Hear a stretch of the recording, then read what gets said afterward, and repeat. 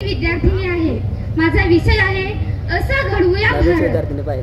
आदरणीय व्यासपीठ आणि व्यासपीठावर उपस्थित सर्व मान्यवर बंधू आणि भगिनींनो, असा घडवूया भारत याबद्दल विचार मांडताना आपल्या देशाचा विकास कसा झाला ते समजून घेऊ। पृथ्वीची निर्मिती सुमारे 4.5 अब्ज वर्षापूर्वी झाली। अग्नीचा शोध लागला, चाकाचा शोध लागला आणि मानवी जीवन गतिमान झाले।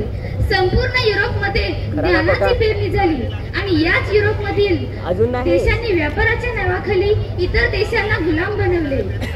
इंग्रज आपल्या देशात व्यापारी म्हणून आले व राज्यकर्ते बनले। तब्बल 150 वर्ष इंग्रजांनी आपल्या देशावर राज्य केले। शेवटी आपल्या थोर क्रांतिकारकांनी आणि महापुरुषांनी इंग्रजांना आपल्या देशातून हाकलून दिले।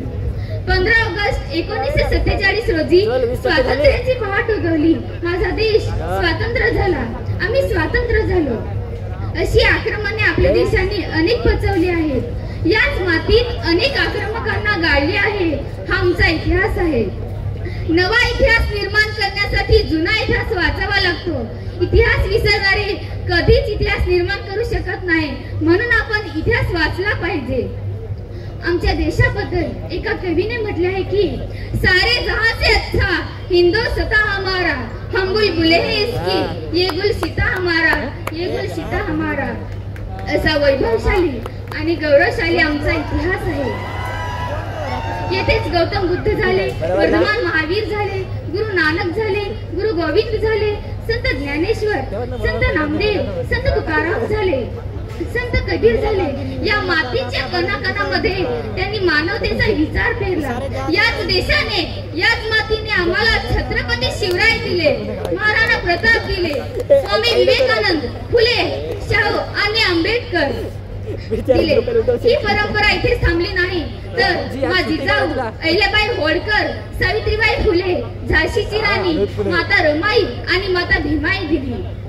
स्वातंत्र्याची पहाट उगवली ती भगतसिंग, राजगुरू आणि सुखदेव यांच्या बलिदानाने।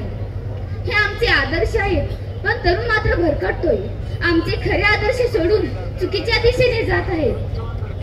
ज्यांनी आमच्यासाठी रक्त सांडले, स्वतःचे आत्मबलिदान दिले, खरे तरी आमचे आपल्याला स्मरण केले पाहिजे, पण असे घडताना दिसत नाही। तर ऐश्वर्या, दीपिका, करीना आणि कॅटरीना यांसारख्या अनेक नायकांच्या नावाचा जप कंठस्थ केला जातो।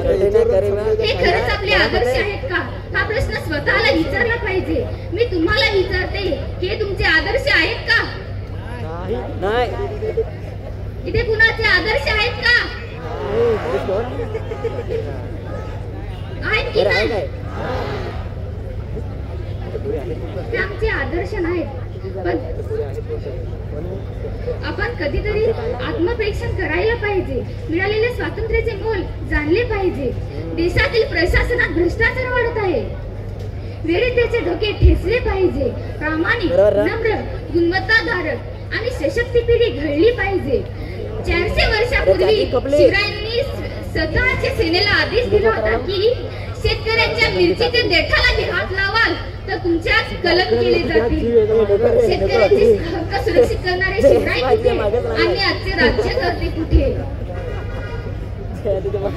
शेतकरी मेला तरी तुम्ही बघण्यास तयार नाही, पण माझ्या स्वप्नातील भारतात मात्र असे होणार नाही। शेतकऱ्याचा आणि बापाच्या कणात काठ ठेवीन।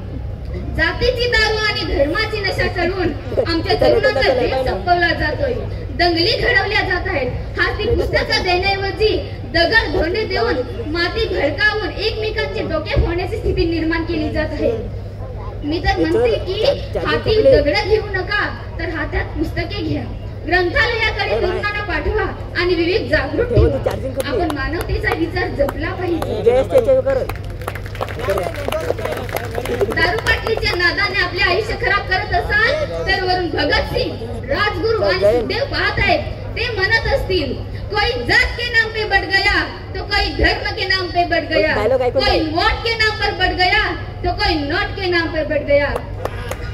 अरे वो भी कहते होंगे यारो, हम भी कैसे कमीनों के लिए मिट गए। अरे वो भी कहते होंगे यारो, हम भी कैसे कमीनों के लिए मिट गए। कसे जगावे व कसे मरावे याचे मूर्तिमत उदाहरण म्हणजे भगतसिंग, राजगुरू आणि सुखदेव हे होते। आजचा तरुण उच्च शिक्षित आहे, पण नोकरी मिळत नाही। शिक्षण उच्च आहे पण नोकरी नाही म्हणून निराश होतोय, डिप्रेशन मध्ये जातो, आत्महत्या करतोय. मी तर म्हणते की नोकरी शोधू नका तर नोकरी देणारी बना. आत्महत्या करू नका, आपले जीवन खूप सुंदर आहे. असे जगावे हाताळावर आव्हानाचे लावून दत्तर, नजर रोखणी नजरेमध्ये आयुष्याला द्यावे उत्तर, आयुष्याला द्यावे उत्तर. माझ्या स्वप्नातील भारत देशात गुणवंताला बळ देईल, आंतरराष्ट्रीय शिक्षण देईल. जात धर्म प्रदेश भाषा असा कुठलाही भेदभाव असणार नाही. भयमुक्त समाज निर्माण करू तर बलशाली राष्ट्र निर्माण होईल, आपला देश महासत्ता बनेल. आणि एवढे बोलून मी माझी भाषण इथेच थांबविते. जय हिंद, जय महाराष्ट्र, धन्यवाद.